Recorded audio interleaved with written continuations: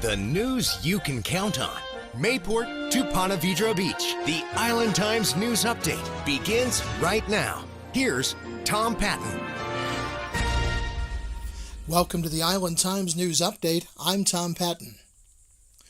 Jacksonville Beach on Monday night passed on final read 2 ordinances dealing with alcohol sales in the city. City Manager George Forbes said that the hours of sale ordinance was intended to clarify certain portions of the law that was revised in 2011. It makes a distinction between restaurant liquor licenses and licenses for bars.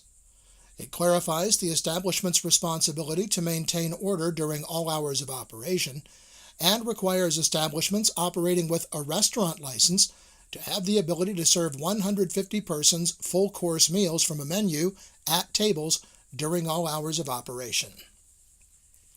The kitchen has to remain open and be capable of preparing food and fill customers' orders up to 30 minutes before closing time.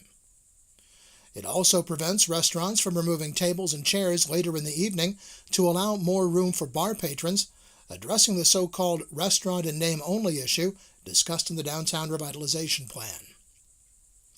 The ordinance does not, however, require tables and chairs to be permanent fixtures or bolted to the floor. The second ordinance now requires establishments that serve alcohol to obtain a special permit and provide a site plan to the city for any event that would include a band, disc jockey, or other amplified sound outdoors. It also clarifies the requirements for complying with the city's noise ordinance and removes the wording that refers to outdoor amplified sound permits, which are no longer issued by the city.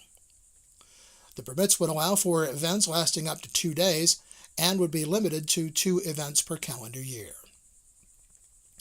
Councilperson Janelle Wilson said she was concerned that the language in the first ordinance would prevent restaurants from moving tables together to accommodate large parties because they would then not agree with the site plan for the establishment.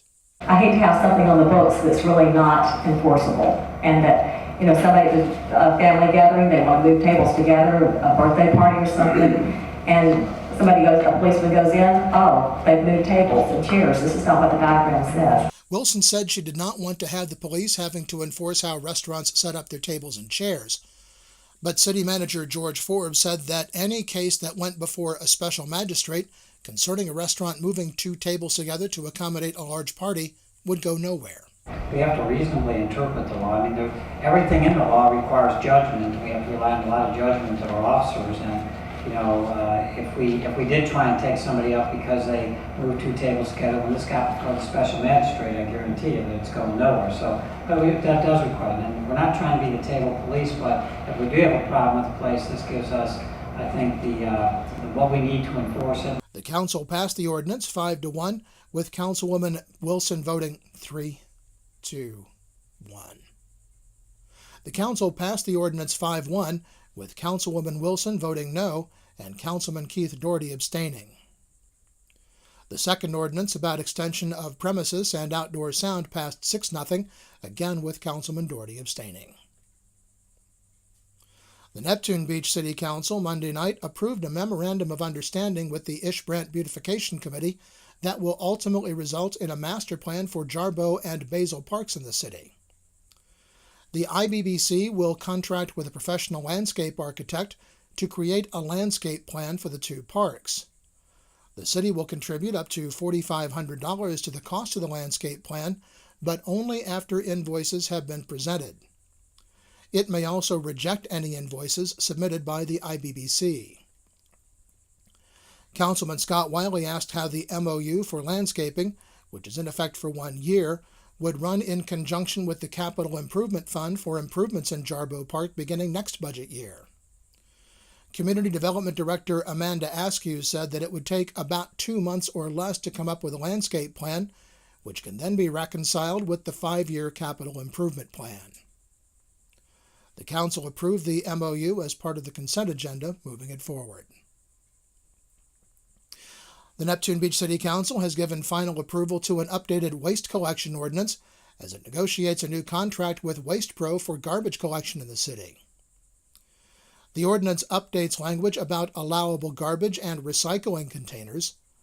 Residents will be restricted to approved containers provided by the city in all but a very few circumstances.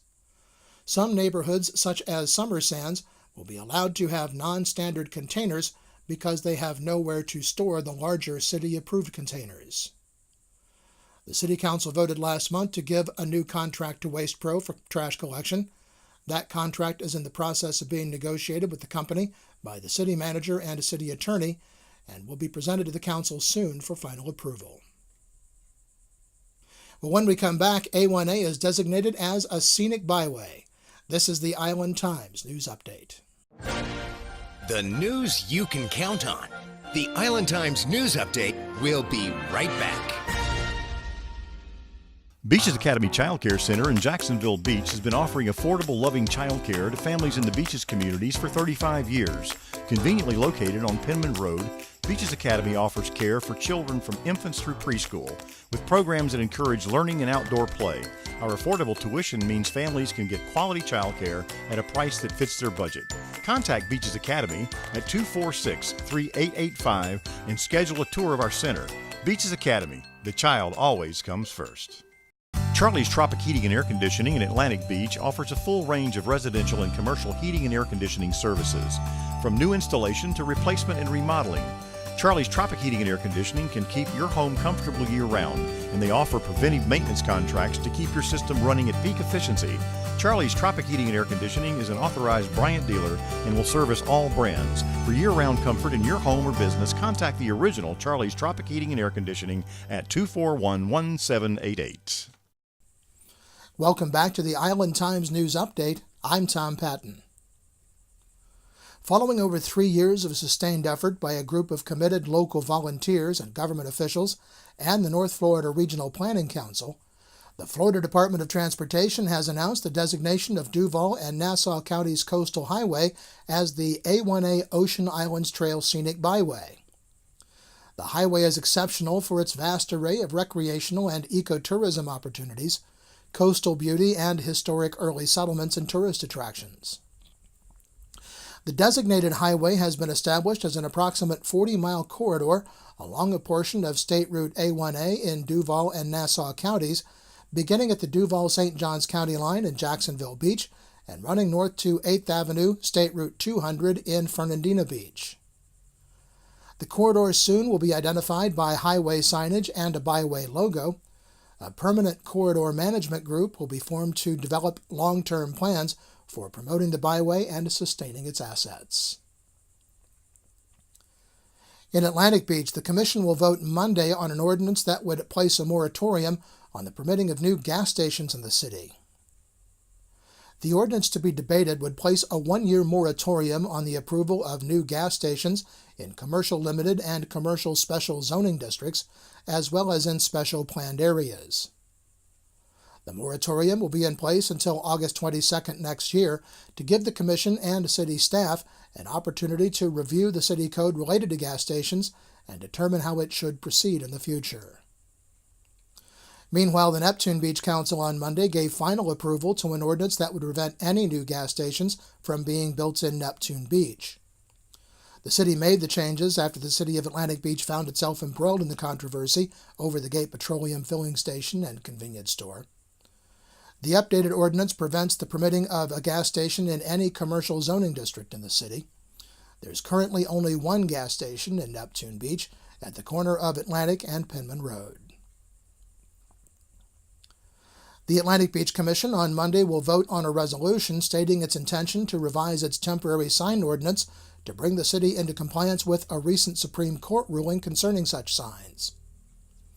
In Reed versus the Town of Gilbert, Arizona, the Supreme Court found that the city municipal codes that made distinctions between temporary signs, such as political messages, and those directing people to nonprofit events, would not stand up to strict scrutiny under the Constitution based on their content. Because of the decision, the city of Atlantic Beach has determined it needs to revise its municipal sign ordinance to remove any such distinction. Jacksonville Beach passed similar revisions to its sign code last year. The news you can count on. Mayport to Ponte Vedra Beach, forecasting your beaches. This is your local look weather. Well, the National Weather Service says we can expect showers and thunderstorms through the weekend and into the first part of next week, but not quite as hot with highs in the mid to upper 80s and lows in the 70s.